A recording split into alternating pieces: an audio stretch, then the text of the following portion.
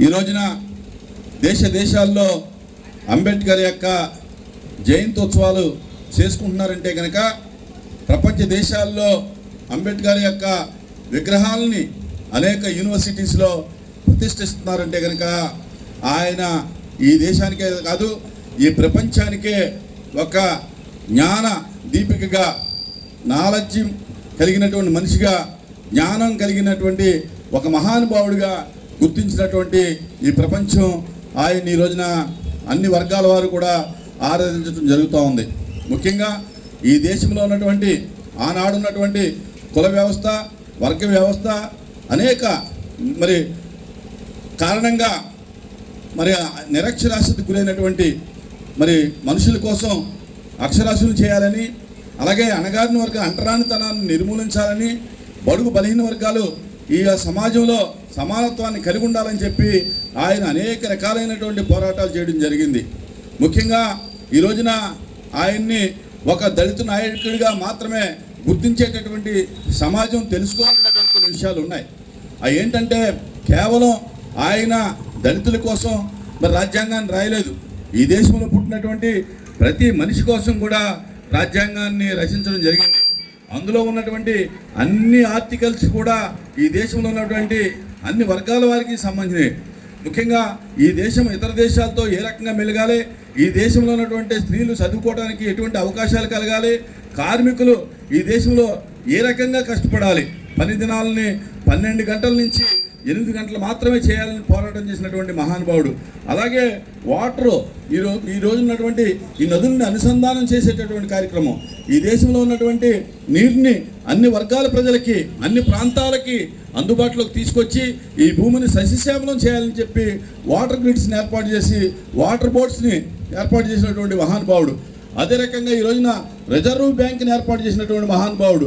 ఈ రోజున మనం అందరం కూడా సామాన్యులు బ్యాంక్కి వెళ్ళి బ్యాంకులను వాడుకోగలుగుతున్నామంటే, మరి జరుగుతుందంటే మరి ఈ దేశంలో ప్రపంచ దేశాలు అన్ని దేశాలు కూడా మరి ఆ యొక్క ద్రవ్యోల్బణ బలంలో ఉన్నటువంటి పరిస్థితుల్లో ఈ యొక్క దేశం ముందుకెళ్తుందంటే కనుక మరి మన డాక్టర్ బిఆర్ అంబేద్కర్ చేసినటువంటి జయంతి సందర్భంగా గుడిపూడి అంబేద్కర్ విగ్రహం వద్ద జరుగుతున్నటువంటి ఈ జయంతి మహోత్సవాలకి హాజరైనటువంటి శాసన మండలి చైర్మన్ గారు కొయ్య మోహన్ రాజు గారు, అదేవిధంగా వివిధ రాజకీయ పార్టీ నాయకులు, ప్రజలు అందరూ, అంబేద్కర్ యొక్క అభిమానులు అందరికీ కూడా నమస్కారాలు తెలియజేస్తూ, ఈ రోజున డాక్టర్ బిఆర్ అంబేద్కర్ భారతదేశానికి స్వతంత్రం వచ్చిన తర్వాత రాజ్యాంగం రాసి రాజ్యాంగం ద్వారా ఈ దేశం ఎలా పరిపాలింపబడాలి, భారతదేశంలో ఉన్నటువంటి అనేక మంది కులాలు, మతాలు, జాతులు, అనేక ప్రాంతాలు ఉన్నటువంటి ఈ ప్రాంతాన్ని ఏకతాటిగా ఏ విధంగా ముందుకు తీసుకెళ్లాలనే ఒక రాజ్యాంగాన్ని అందరి యొక్క మనసులో చూరగొనే విధంగా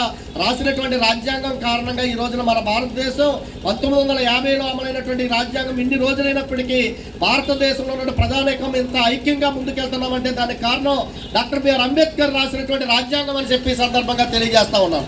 ఈ రోజున మన ప్రక్క దేశాల్లో చాలా దేశాల్లో సంక్షోభాలు వస్తూ ఉన్నాయి, చాలా వివాదాలు వస్తూ ఉన్నాయి. కానీ ఎక్కడ ఏం వివాదాలు వచ్చినా కానీ మన భారతదేశంలో ఈ విధంగా ఐక్యంగా ఎంత అభివృద్ధిగా ముందుకు వెళ్ళడానికి కారణం డాక్టర్ బిఆర్ అంబేద్కర్ రాసినటువంటి రాజ్యాంగం. స్వతంత్రం వచ్చిన తర్వాత రాజ్యాంగం ఎవరు రాయాలని చెప్పేసి విదేశాలు వెళ్ళి మా దేశానికి రాజ్యాంగం రాయండి అని చెప్పి ఆనాడు మన పెద్దలు అడిగినటువంటి సందర్భంలో, అరే పిచ్చోళ్ళారా మీరు ఇక్కడికి వచ్చారేంటిరా, ఇక్కడ మేధావు, మేం మేధావులు కాదు, అసలు మీ దేశంలోనే ప్రపంచ మేధావు ఉన్నాడు, ఆయన చేత రాయించుకోండి అంటే ఆయన ఎవరని చెప్తారు చెప్పారు డాక్టర్ బిఆర్ అంబేద్కర్ ఆయన ప్రపంచ మేధావని ఇతర దేశాలు చెప్తే కానీ మన వాళ్ళకి తెలియనటువంటి పరిస్థితి ఉంది. ఆ వైపు అప్పుడు డాక్టర్ బిఆర్ అంబేద్కర్ దగ్గరికి వచ్చి ఆ బాధ్యతని ఆయన భుజాల మీద పెడితే ఒక సమర్థవంతమైనటువంటి ఒక ప్రజాస్వామ్యయుతమైనటువంటి ఒక రాజ్యాంగాన్ని రాశారు. ఆ రాజ్యాంగం ఈ రోజున మనకు అమల్లోకి ఉంది.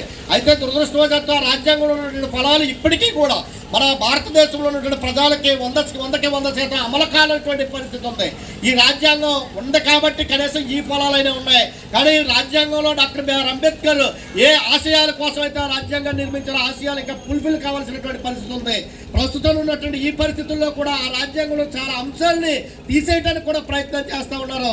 ఎందుకంటే మన దాంట్లో ప్రధానమైనటువంటి అంశాలు లౌకికవాదం, సౌమ్యవాదం లాంటి అంశాలు. అంతేకాదు ఈ రోజున విద్యారంగానికి సంబంధించినటువంటి డాక్టర్ బిఆర్ అంబేద్కర్ రాసింది ఉచిత నిర్బంధ విద్య ఇవ్వాలని చెప్పి రాసినటువంటి విద్యారంగాన్ని కూడా ఈ రోజున ప్రభుత్వం తన చేతుల్లో నుంచి వదిలించుకునే ప్రయత్నాలు కూడా చేస్తూ ఉన్నాయి.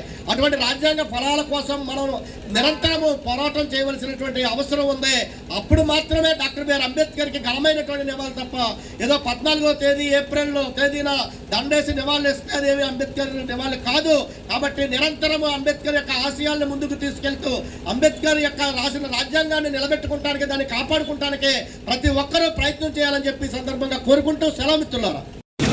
అంబేద్కర్ గారి గురించి చెప్పాలంటే ఒక మానవాళి ఎలా బతకాలి అనేటి దానికి ఒక నిదర్శనం. ఒక భారతదేశంలోనే కాకుండా యావత్ ప్రపంచానికే ఒక ఆదర్శంగా నిలిచినటువంటి వ్యక్తి బిఆర్ అంబేద్కర్ గారు. ఎంచేతంటే వెనకబడే తరగతుల నుంచి అగ్ర కులాల వరకు ప్రతి ఒక్కరికి కూడా ఆమోదకరమైనటువంటి రాజ్యాంగాన్ని మనకు అందించడం, మరి ఇన్ని సంవత్సరాలైన భావితరాలు కూడా యువత కూడా మరి భారతదేశంలోనే కాకుండా యావత్ ప్రపంచం కూడా మరి ఇదే రాజ్యాంగం ఒక ఆదర్శంగా ఉందంటే మరి డాక్టర్ బిఆర్ అంబేద్కర్ గారి యొక్క ఘనత మరి భావితరాలు కూడా ఆదర్శంగా ఉంటుందని చెప్పేసి ఈ సందర్భంగా తెలియజేసుకుంటూ ఈ అవకాశం ఇచ్చేటువంటి పెద్దలందరికీ కూడా ధన్యవాదాలు.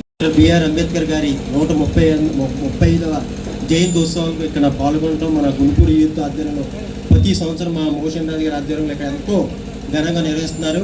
అలాగే మన 1891లో మన అంబేద్కర్ గారు జన్మించారు. ఆయన జన్మించిన ఒక 6 సంవత్సరాలకి వాళ్ళ తల్లి గారు మరణించడం జరిగింది.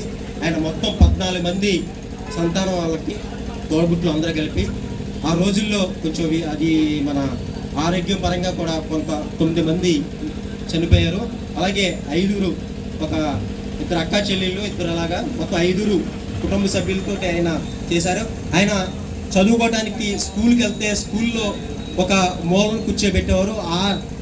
ఆ టైంలో ఎంతో అంటరానితనం, కిటికీలో నుంచి చూడటం, మంచినీళ్ళు తాగడానికి కూడా మంచినీళ్ళు ఇచ్చేవారు కాదు, క్యూలు వచ్చి ఇస్తేనే కానీ మంచినీళ్ళు లేని పరిస్థితి. అలాంటి అంటరానితనాన్ని మన భారతదేశం నుంచి తాగుకోరేయడానికి కారణం మన డాక్టర్ బిఆర్ అంబేద్కర్. ఆయన అన్నట్టు ఇందాక మన ఎమ్మెల్సీ గారు చెప్పారు, ప్రపంచ మేధావి. ఈ రోజున భారతదేశంలో మన ప్రతి ఒక్కరికి కూడా హక్కులు కల్పించిన ఘనత మన డాక్టర్ బిఆర్ అంబేద్కర్ గారికి దక్కుతుంది. అలాగే ఈ రోజు మనందరం కూడా భారతదేశంలో ఇన్ని రోడ్లేంటి, ఈ రోజుని ఇన్ని భవనాల కానికి ఈ రాజ్యాంగాన్ని సృష్టించిన ఘనత మన డాక్టర్ బిఆర్ అంబేద్కర్ గారి. ఇంకా చెప్పుకుంటే ఎన్నో ఉన్నాయి. ఆయన జీవిత చరిత్ర చదువుతుంటే కళ్ళమంట నీళ్ళు అలా కారుతానే ఉంటాయి. అలాంటి మహానుభావుడిని మనందరం కూడా తలుచుకుని ఆయన ఎంతో మందికి ఈరోజు ఎన్నో ఫలాలు అందజేశారు. ఆయన మనందరం స్మరించుకుంటూ